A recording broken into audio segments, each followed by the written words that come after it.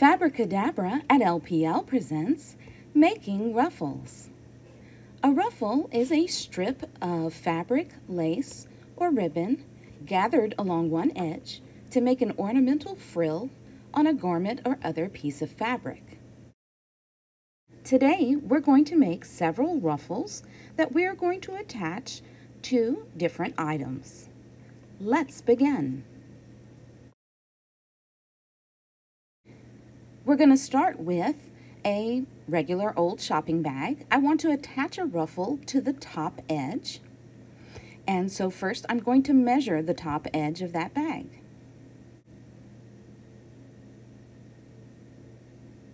Okay, it looks like it's about 13.5 inches.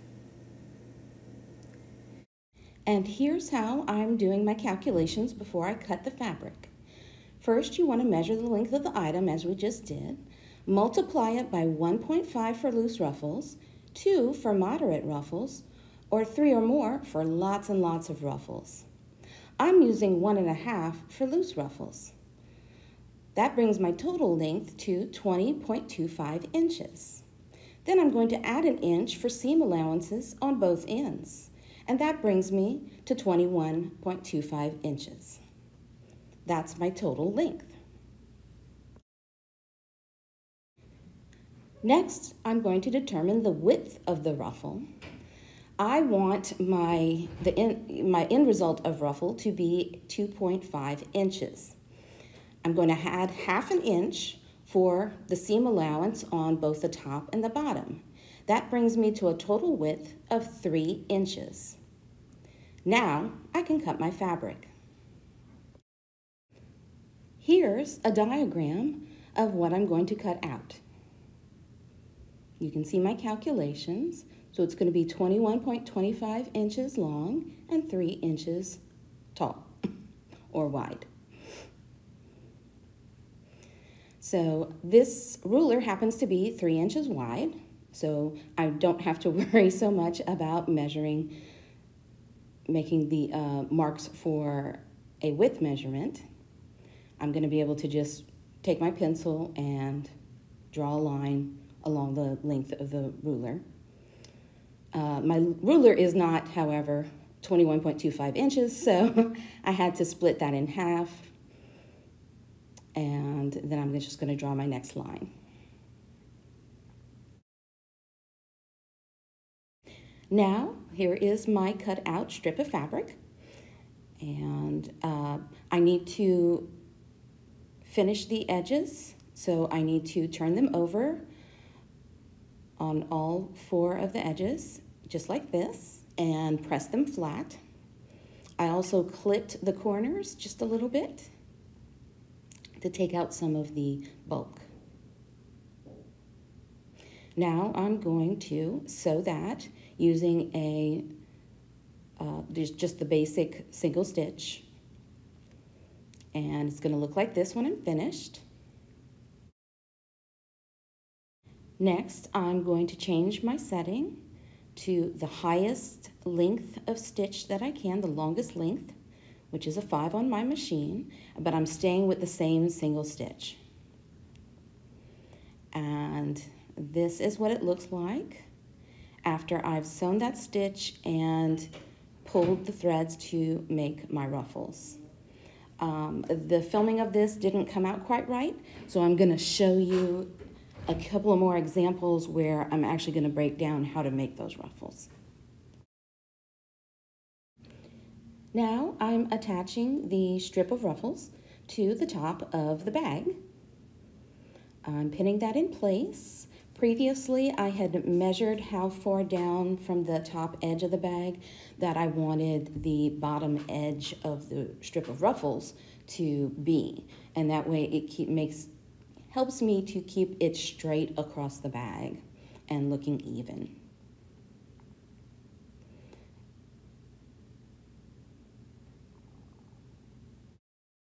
And here's the finished result. I had sewed this in place using just a regular single stitch, and it's super cute. And here is the next example. I have 2 strips of fabric that I'm going to make into ruffles and attach to a tank top. And I'm not going to show you this part, but I'm going to fold over 3 of the edges of each strip, and I'm going to leave one edge raw. And then I'm going to go to my machine, and I'm going to use a zigzag stitch. So I'm going to my number 10 stitch on my machine, and then I'm going to make the zigzags the lowest they can go, okay? So my lowest is 3, and that's what I'm going to make mine. I don't have to worry about the length.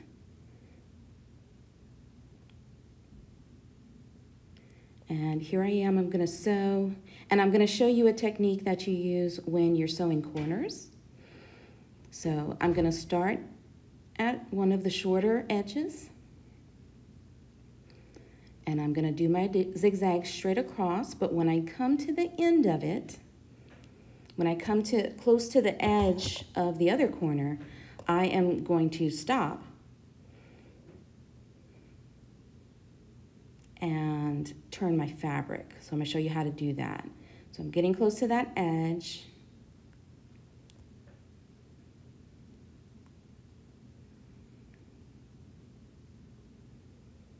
And I've pushed the button that puts my, you can see it puts my needle through the fabric. So it holds it in place, and then I lift my presser foot and I can actually turn my fabric so that I don't have to make a whole new length of stitches. I don't have to restart my stitches.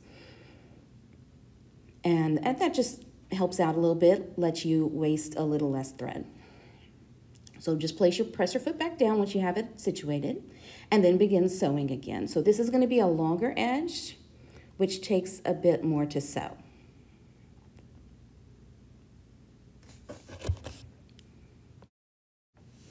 So as you can see, I've cut some of that out, and now I'm down again at the next corner, and I'm doing the same thing. I make sure that my needle is down through the fabric. I lift my presser foot, turn my fabric, and then put my presser foot back down and stitch to the next corner. Okay, just like that. And see, now I have one raw edge that I'm gonna do, and I'm actually just gonna do that with a zigzag stitch. Oh, remember, you always have to put your presser foot down before you start sewing. And so you just stitch straight ahead to the end of the strip. And then I'm at the final corner, and I'm going to stop my machine, pull up my needle, and clip my thread.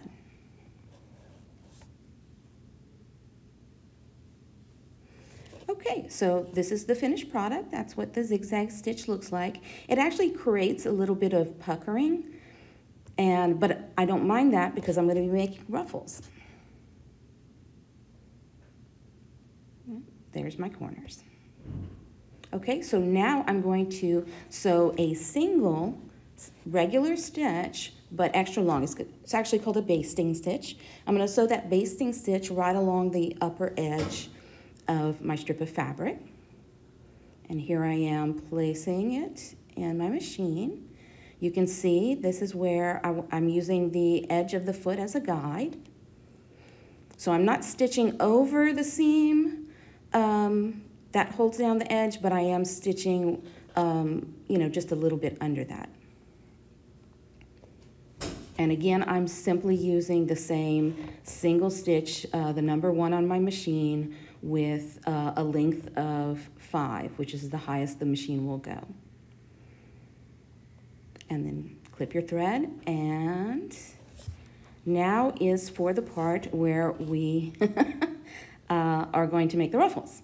So what you want to do is take your top thread and your bottom thread, and you want to separate them, which is what I'm doing here.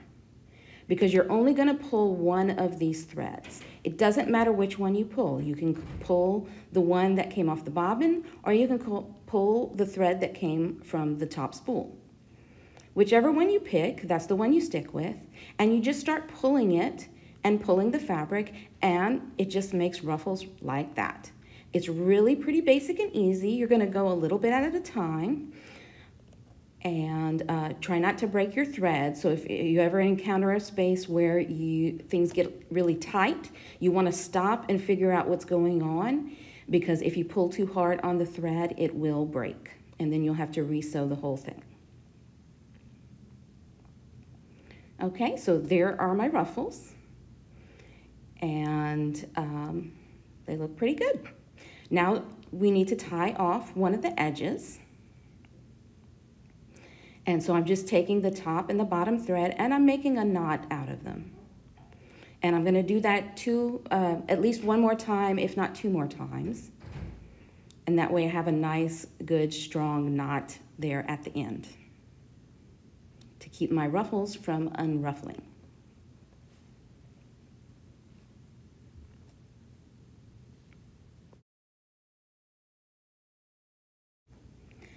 Okay, so before I tie off the other end of the strip of ruffles, I want to make sure it fits my shirt. So as you can see, the bottom edge of my shirt, I had already placed ruffles on the top neckline. So I'm putting this ruffle on the bottom, and so I'm actually stretching this back out. So it's not terribly ruffly, and that's okay. I didn't want a whole lot of ruffles to go on this shirt. I wanted a very moderate amount, so or a very small amount really. So now I'm just adjusting using the one thread on the side across the length so that the entire length with ruffles will fit on the bottom of this shirt, the bottom edge. And so now that I've determined that, I'm tying it off with some knots, just like I did before. And then just clip the ends, and you've got your ruffle ready to be attached.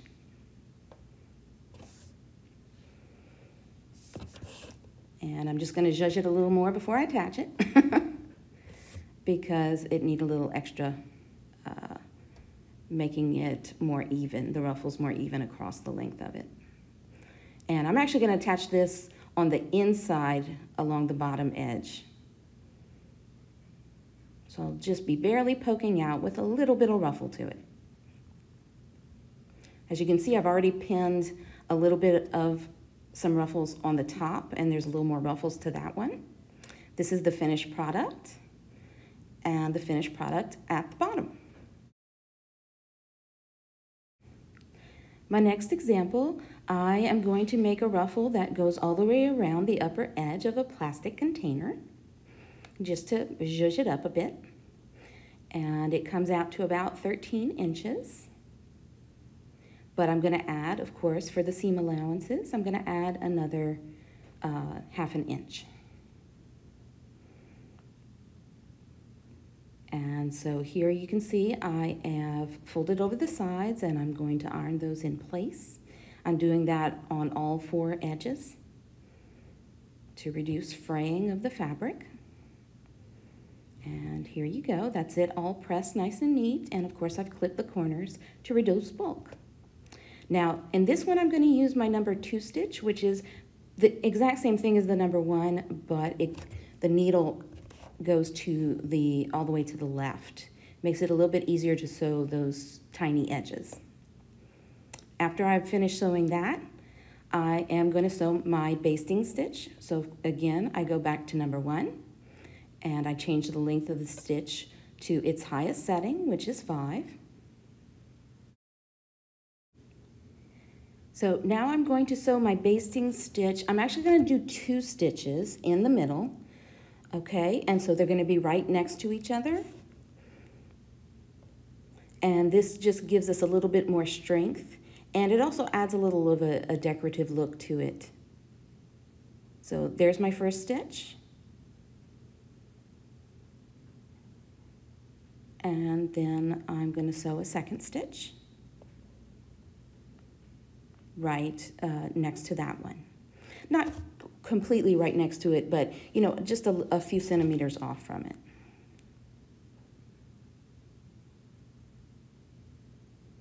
And there we go. Remember that you want to leave long tails of your thread at each end of the strip that you're ruffling. That way it makes it easier to pull and make those ruffles. And so that's what I'm going to do here. I'm just making my, I'm separating my threads. Now, this is a little bit harder because there's 2 sets of basting stitches. So there's 4 threads that I'm working with. But I've got those sorted, and now I'm just simply making my ruffle. And what ends up happening here is that I ended up making 2 ruffles because I hadn't cut the lengths correctly. I had forgotten to put in my 1.5 to 2 inches, and actually in this case I would have done 2 times the length. Okay, and so now here I'm separating my threads and tying them together. So each set of threads I'm tying together and making little knots.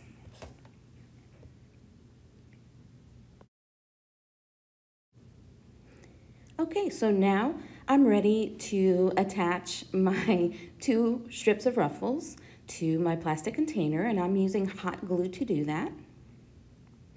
So I'm just laying down some hot glue, and then I'm adjusting the ruffle. I'm taking that middle part where my 2 basting stitches went, and that's what I am pressing up against the very top edge of my elastic container. Okay, so that's one side. And then I'm going to do the next side.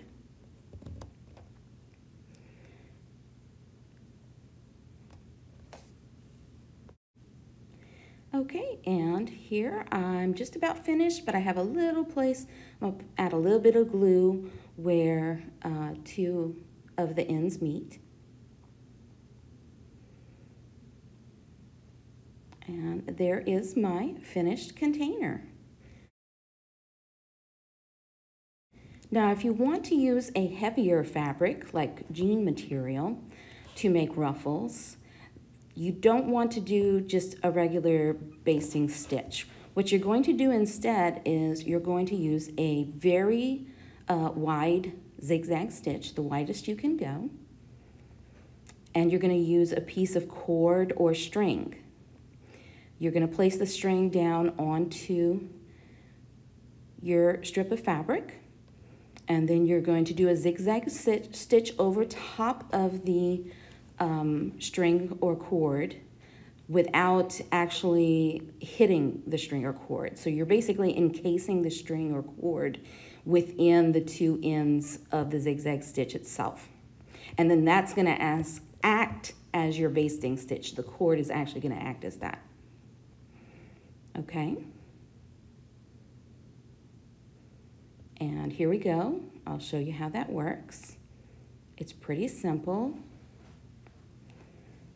And you do this because the thread is just not going to be strong enough for very heavy materials. So, see? Cute little ruffle right there. Very quick and easy to do. Here's an example I've done with some jersey knit fabric.